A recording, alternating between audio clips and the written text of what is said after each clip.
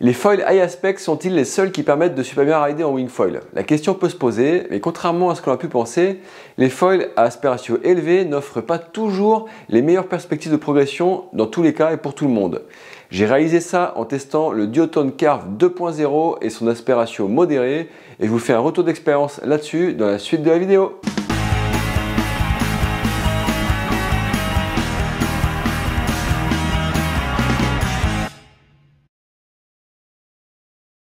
Salut les copains et les copines, bienvenue avec moi dans cette nouvelle vidéo sur la Water Sport Zone. Dans la lignée des autres tests déjà dispo sur la chaîne, on va parler de foil et plus particulièrement du nouveau Duotone Carve 2.0 D-Lab. J'ai essayé ce foil depuis plusieurs mois et à vrai dire il m'a surpris. Alors pourquoi est-ce qu'il m'a surpris? Parce que jusque là les foils pour les riders expérimentés tendaient quasiment tous à devenir des foils plutôt high aspect, voire super high aspect. Alors, on avait quand même compris que les allongements de 12, c'était pas top pour le freestyle, mais pour autant, l'allongement de 6, ou à peine plus du Carve 2.0, a pu interpeller car il correspond à l'aspect ratio que l'on conseillait aux débutants il y a encore pas si longtemps. Et sans spoiler la suite de la vidéo, le Carve 2.0 n'est pas un foil de débutant, ou en tout cas pas seulement un foil de débutant, et loin de là. Mais je vais vous préciser tout ça, évidemment. Comme d'habitude, je vous propose d'abord un descriptif produit avant de passer au point fort sur l'eau, au point faible, puis au bilan. Allez, c'est parti pour le descriptif produit. Donc, dans sa version précédente, le Carve arborait de mémoire un aspect ratio médium, à peu près équivalent, relativement comparable à celui du Carve 2.0. Tous deux sont des foils qui sont un petit peu en marge d'une certaine mode récente, avec donc des aspects ratios plutôt élevés.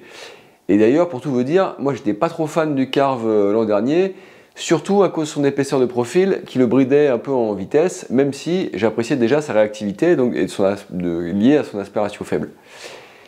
Dans la nouvelle version, le Carve 2.0 revient donc avec un aspect ratio toujours médium, entre 6 et 7 selon les tailles, mais surtout avec un profil bien plus fin et à la traînée optimisée. Ça change beaucoup de choses.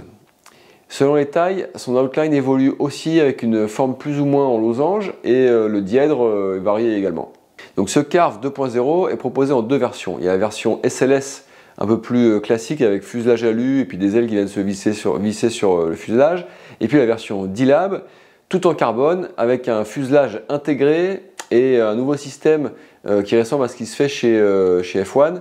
Mais avec des petites subtilités, comme par exemple une vis interne en plus. Cette nouvelle version du Carve, en version D-Lab, c'est une bonne avancée pour la performance. Le seul hic, c'est que ce changement de système, c'est une perte d'intercompatibilité dans un quiver existant avec les différentes autres ailes qu'on pourrait avoir.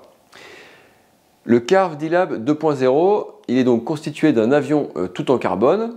Le fuselage donc, est intégré à l'aile avant et il permet de limiter la traînée.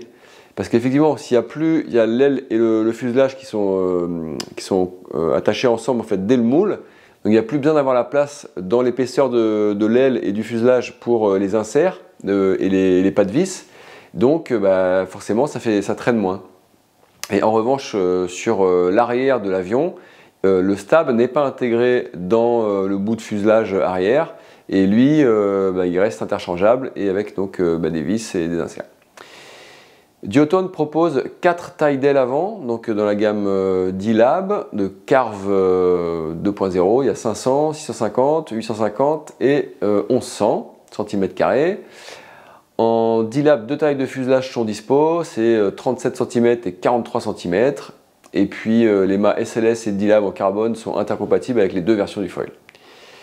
Toutes ces pièces, elles sont livrées dans leur housse simple à velcro, mais qui sont bien pratiques. Et l'ensemble rentre aussi dans le sac de foil Duotone qui est livré, lui, avec le mât. Alors, dans le package, on a aussi deux outils qui sont fournis et une visserie Torx de qualité, même si, perso, je dois avouer que j'aurais préféré avoir un seul outil avec une seule taille de clé pour l'ensemble de la visserie.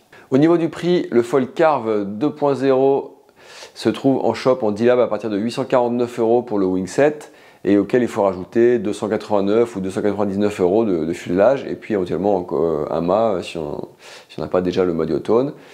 Et voilà, encore une fois, on est sur du matos haut de gamme, parce que dans le wingfoil, le matos haut de gamme existe, mais il n'y a pas que ça.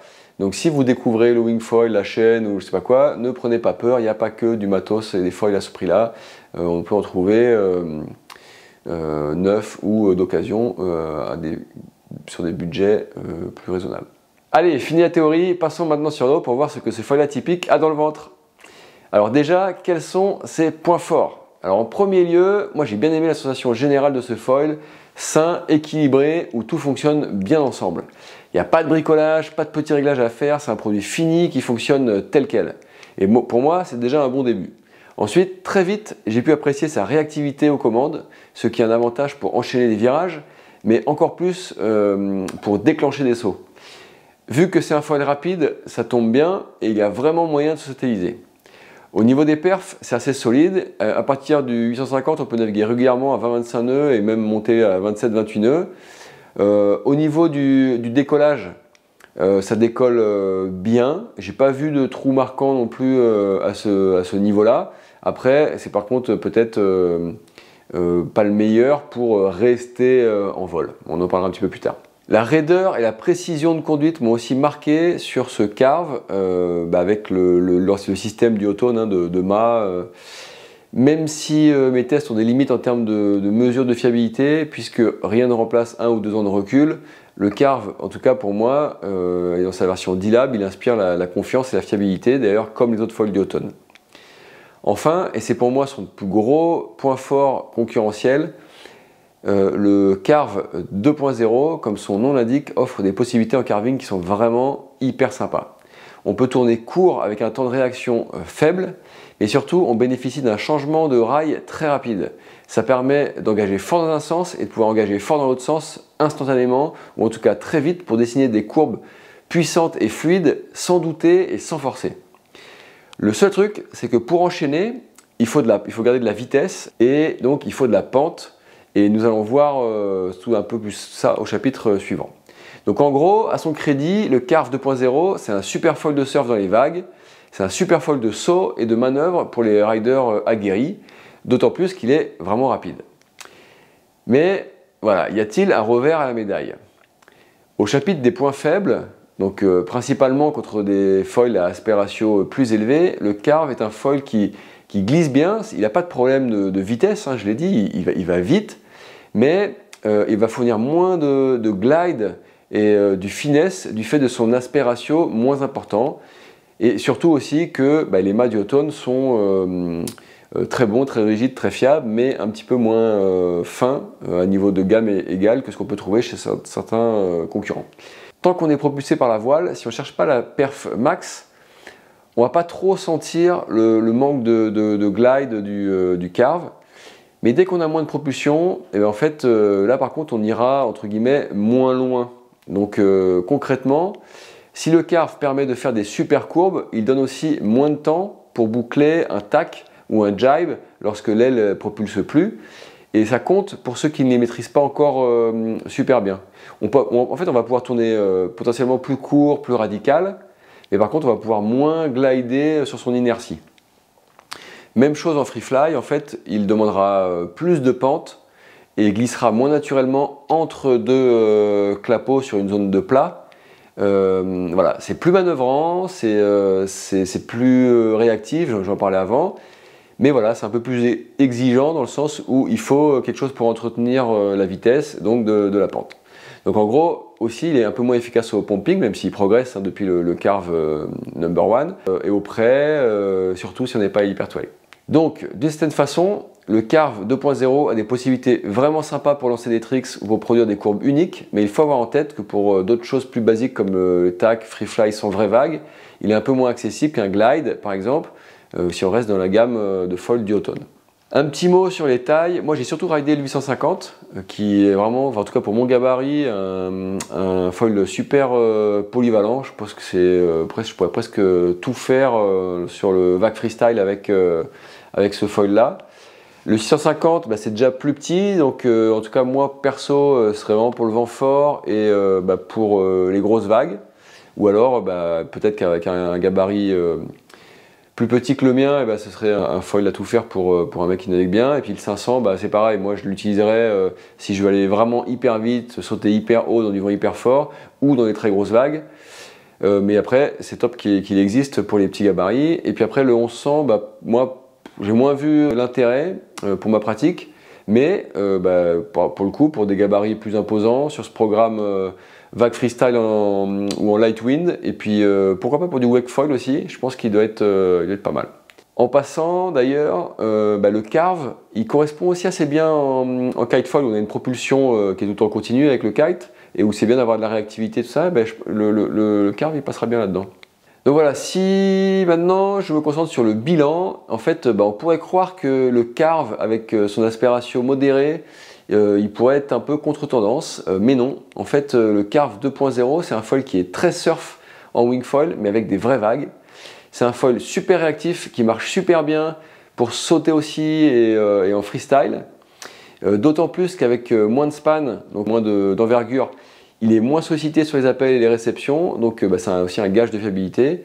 Le seul point où il est moins bien que les autres foils pour rider avancé, c'est le glide, parce qu'il n'a pas le même allongement, le même aspect ratio. Donc c'est plus dur de glisser longtemps en tack ou en free fly s'il n'y a pas de pente, mais bon, j'ai déjà développé, je ne vais pas revenir trop dessus. Voilà. Et par contre, ça c'est un petit point en fait qui peut le rendre quelque part un petit peu moins accessible, je dirais, mais il ne faut pas l'imaginer pour autant, ce foil, comme une bête indomptable. C'est vraiment pas le cas. C'est un foil super sain, super équilibré, mais typé, vague et freestyle. Mais voilà, en fait, c'est quand même des pratiques qui peuvent correspondre à beaucoup de monde, et je pense notamment au freestyle pour les jeunes, et puis les gens qui veulent... Il n'y a pas que des gens qui veulent faire du free fly dans le clapot ou dans la houle, il y en a aussi qui sont passionnés par le freestyle. Et là, ils ont un foil qui leur correspond bien. Et donc, ce carve, il peut être utilisé par tous en fonction des tailles et des gabarits, mais il me semble quand même mieux correspondre aux riders confirmés et experts qui veulent naviguer, je le disais, en vague et en freestyle.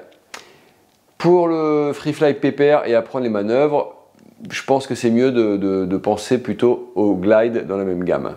Maintenant, si tu as aimé cette vidéo, alors je te recommande celle qui s'affiche à l'écran sur la Unit V4 et la Unit V4 D-Lab. Avant de partir, n'oublie pas de me laisser un like ou un commentaire et de t'abonner ici et puis sur mon Instagram. Allez, à très vite, bye bye!